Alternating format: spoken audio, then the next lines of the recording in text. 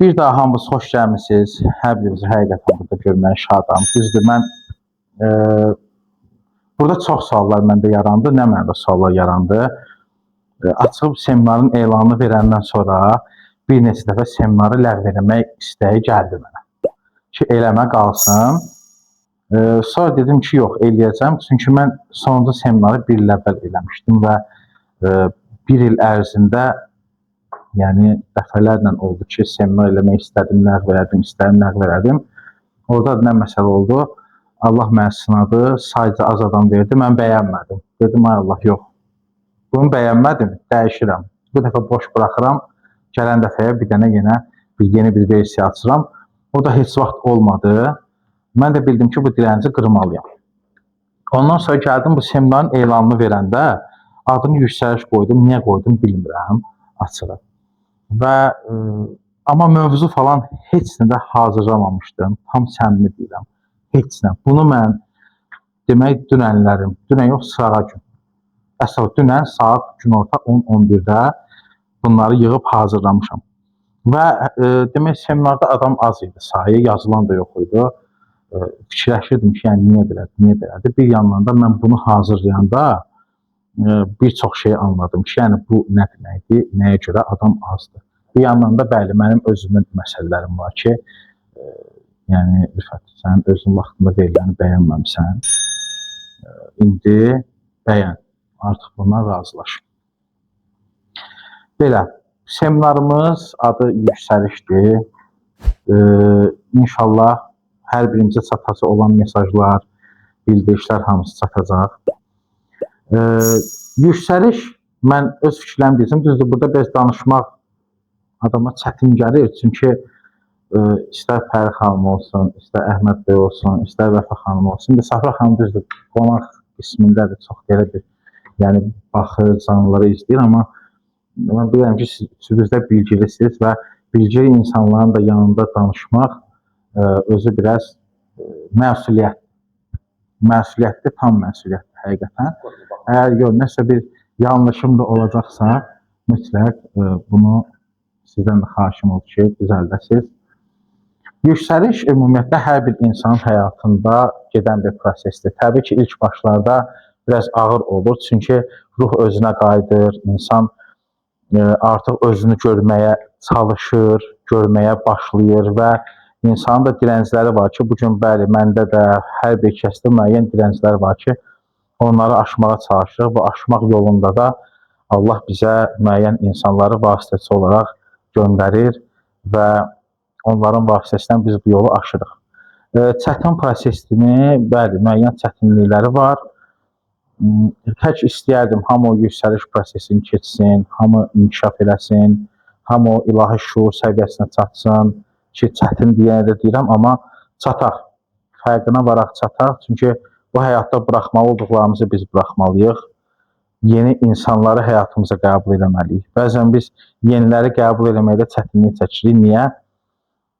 Bir gün mən bir nəfərə dedim, bunun canlı yayımlarda deyirdim ki, bir pul kaşlığı, pul qabı düşün ki, mən sənə bir 10 dənə 100 manatlıq verirəm ki, bunun qoy pul qabı var, sən də götürürsən buna və artıq sənin pul qabın təmiz dolur.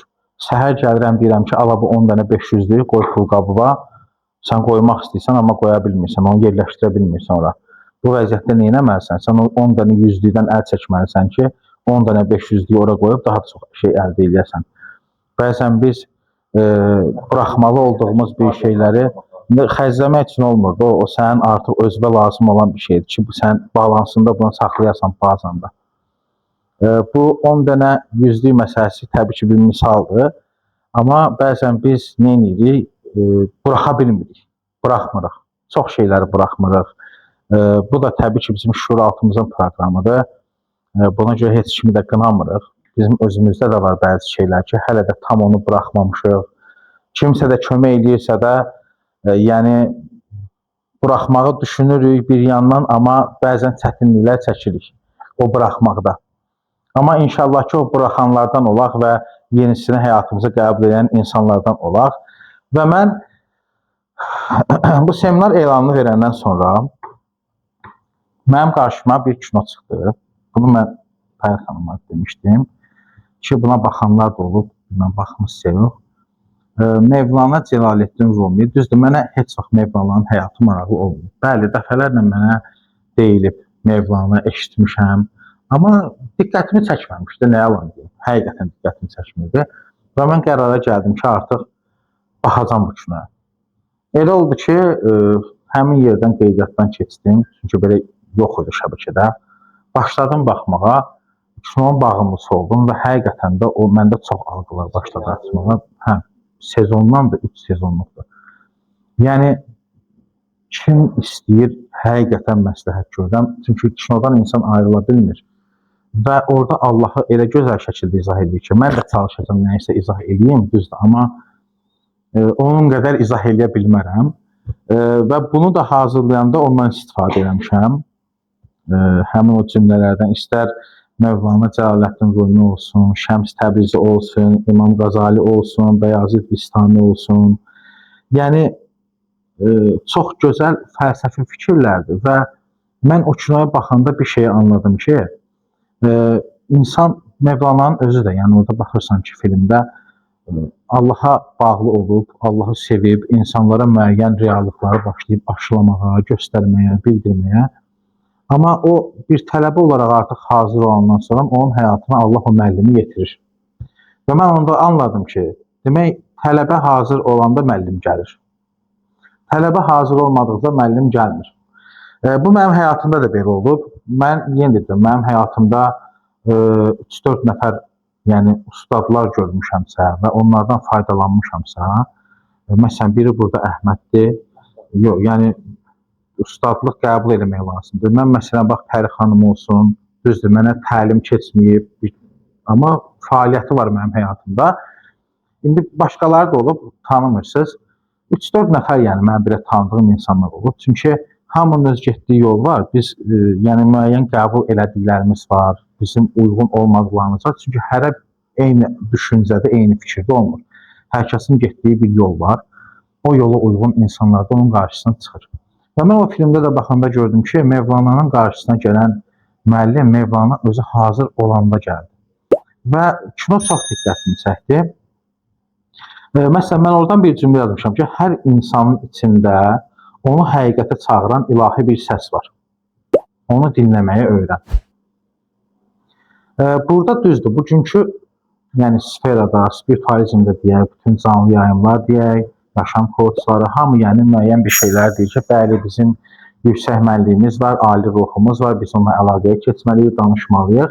Bunu çox eşitmişik, bəli, bütün canlı yayımlarda, fikirlərdə eşitmişik, amma bunu sırf o kinodan eşitmək, oradan eşitmək, bu insana fərqli bir anlayış verir.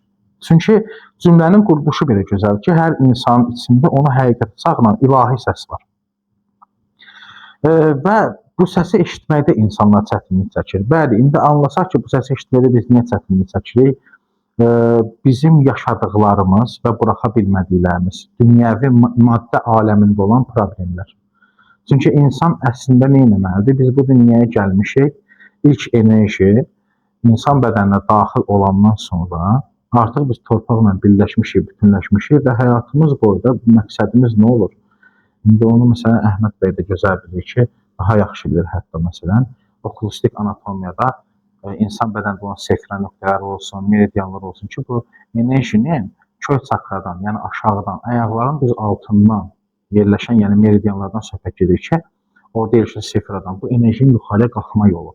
Burada da qalxdıqca biz müəyyən o sınaqlardan, yollardan keçirik ki, məqsədimiz nə olur? İlahi şuura gəlib çata bilər. Yəni o enerjini tam-tamına saf halda pat çakraya doğru qaldıra bilir. Bəli, burada da bizim qarşımıza keçən məsələlər olur. Nələr olur? Dünyəvi problemlər. Yəni gəlin belə danışaq da, bir uşaq götürsək, yəni biz özümüz də uşaq olmuşuz, bəlkə də yadımıza düşmür. Kimlərin balası Allah saxlasın. Olmayanlarda inşallah qismət olsun. Məsələ nədir? Bir övlad ana südünü qəbul edəndə düşünürmü ki, ana mənə süd verməyəcək, qida verməyəcək, ruzi verməyəcək. Düşünmür də, yəni onun problemi deyil. Çünki o tam təslimiyətdədir və hələ ki o şuuru təmizdə safdır. Amma o ki insan artıq ayaqlanır, başlayır bu dünya ilə birləşməyə, bütünləşməyə, artıq başlayırıq nəyə? pul məsələsi, yemək məsələsi, nə yeyəcəm və bizim başda artıq bütün qorxularımız üzə çıxmağa. Təbii ki, bunun özü də böyük bir proqramlardır. Bu məsələlər ki, bizim artıq daxilimizdəki o ilahi səsi dinləməkdə çox böyük çətinliklər çəkirik. Ona görə də mən öz fikirlərimi deyirəm ki, yəni burada insan nə eləməlidir? Konkret olaraq insan öz iç səsini dinləməlidir. İç səsini də dinləmək üçün kənar səsləri susturmalıdır. Kənar səsi də susturmaq üçün insan nə eləməlidir? Təkliyə çəkilməlidir. Bəzən suallar gəlir, yazırlar ki, mən oranı yaşayıram, hamıdan uzaqlaşmışam, təkləşmişəm, mən nə edeyim, necə edəcəm, nə cür edəcəm. Yəni adam tək qalmağın özünü belə bir problem edir də, yəni özünə ki, mən təkəm. Yəni bəli, tənhalıq təbii ki, zahidlik səviyyəsində olanda bir problemdir ki, bu 9-cu arkanın axırı mənfisindən burada söhbət gedir. Amma insan müəyyən dövrlərdə tək qalmağı bacarmalıdır.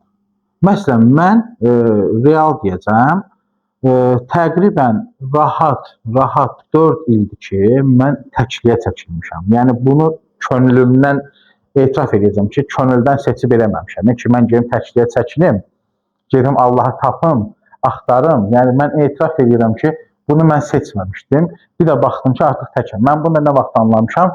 Son nə deyim, bəlkə də 1 ay, 2 ay ki, mən niyə təkliyə çəkilmişdim? Yəni, niyə məni o tək yerə aparıb atıblar? Hamının bir həyatı var, getdiyi bir yol var. İndi mənə yaxından tanıyanlar bilir ki, mən niyə müəyyən o təkliyə doğru çəkilmişəm? Yəni, tək necə qalıram, onu bilirlər.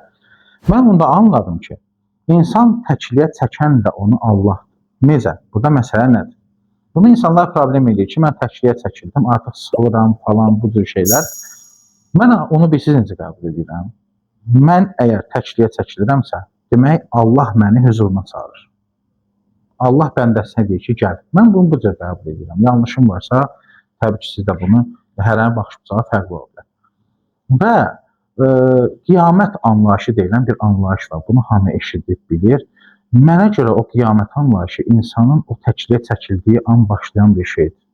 O sorğu-sual, necə ki, deyilir, qiyamətdə insan sorğu-suala çəkiləcək, bir insan özünü özləşəcək, bütün həyatı onun gözünün qarşısından keçəcək.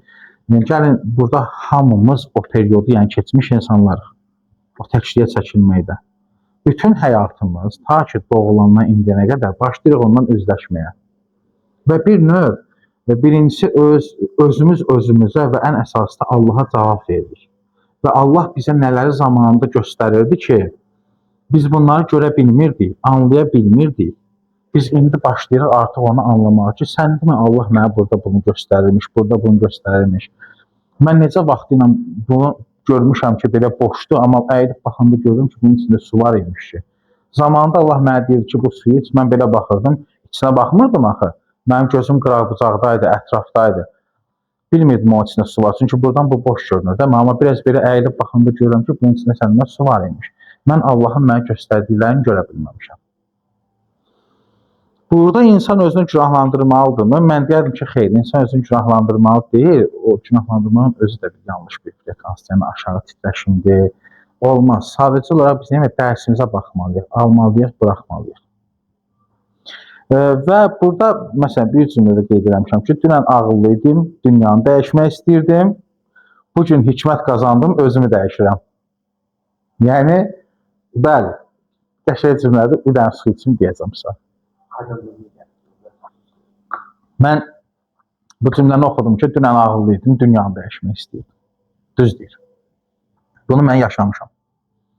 Yaşamışam, insan ağıllı bir dönəminə düşür. Nə mənada? Burada ağıllı təbii ki, o cür ağıldan söhbət getmir. Yəni, insan özünü ağıllı hesab eləməsi. İnsanın elə düşünür ki, hər şey, belə deyim də, bunun üçün əladır. Məsələn, bu məndə də olub ki, məndə də elə bir proqram olub ki, mən həmişə çalışmışam ki, insanlarla ünsiyyətimi yaxşı eləyim, super eləyim və gücü mən sanki insanların məni sevməsində, məni yəni, daha dəyərli göstərməklərindən almışam. Yəni, bunu da təşəkkür edirəm. Həqiqətən, yəni, məsələn, Pəri xanımla işləyəndə açıldı o proqram məndə. Düzdür, mən çox insanlarla, müəyyən insanlarla seans işləmişim, istər Əhməd Bey olsun, başqası olsun, nə söhbət olur, oradan mən onu deyirəm ki, Bu söhbət məndə açıldı. Mən baxdım ki, mən insanlarla niyə məsələn xoş danışmaq, nə bilim, nəyisə yaxşılıq eləmək falan baxdım ki, mən sən demə, insanlar məndən danışanda, məni tərifləyəndə mən sanki onda düşünürmüşəm ki, mən güclüyəm. Hə, yəni bu da mənim proqramım olub. İndi burada da məsələ nədir? Deyir ki, dünən ağıllı idim, dünyanı dəyişmək istəyirdim. Əslində ki, indi mən orada öz aləmdə ağıllı olmuşam və özümü dəyişməyə çalışmışam. Halbuki dəyişimi mən özümdən başlamamışam. Dəyişimi mən ətrafa özümü yaxşı göstərməklə başlamışam. Bu da düzgün bir şey deyil də. İnsan hardan dəyişməlidir? Daxilindən dəyişməlidir ki, daxilin dəyişəndə ətrafın dəyişəcək. Bəli. Mən ilk dəfə ümumiyyətlə seminar verəndə, mən həyatımda ilk seminarım idi. Hələ çox qısa bir müddət idi. Yəni bu sferada var idim. Mənim seminarıma gəlmişdi 28 nəfər. İlk seminarım idi yəni həyatımda. Və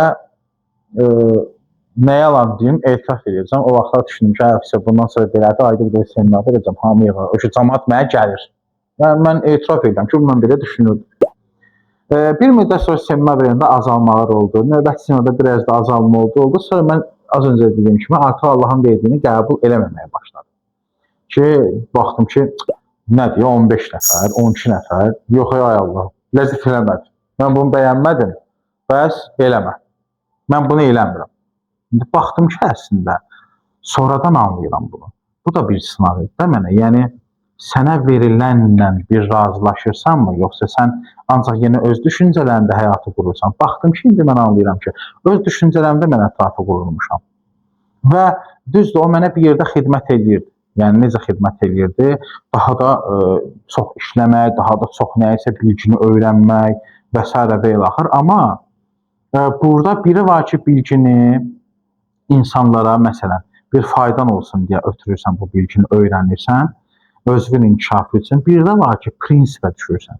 Yəni, mən prinsipdəyəm ki, mən daha çox şey biləcəm ki, məsələn, Əhməd Məqrardan baxıb deyəcək ki, oy, Rüfət o gün nə çox şey bilir. Və yaxud da məsələn, mən deyəcəm ki, Əhməd o nə çox şey bilir. Halbuki, Əhmədin nəyinə lazım, Rüfət nəyə çox bilir, nəyə az bilir. Rüfət nə bilirsə, onsuz da özünə bilir də. Yəni, Allahın verdiyi nədirsə, onu qəbul edir, insanları onu ötürməyə aşılayır, yəni ötürür. Yəni, burada məsələ nədir? Mən baxdım ki, mən güc almaq üçün nəyisə öyrənilmişəm və eləcə mən ətrafı dəyişməyə çalışırmışam. Amma həqiqət belə deyilmiş. Həqiqət beləymiş ki, sən özünü seçməlisən, özünü inkişaf elətdirməlisən. Sənin onsuz da ki, məqsədin saf olandan sonra, bilgin saf olandan sonra insanlar onsuz da sənin ətrafında yığılır.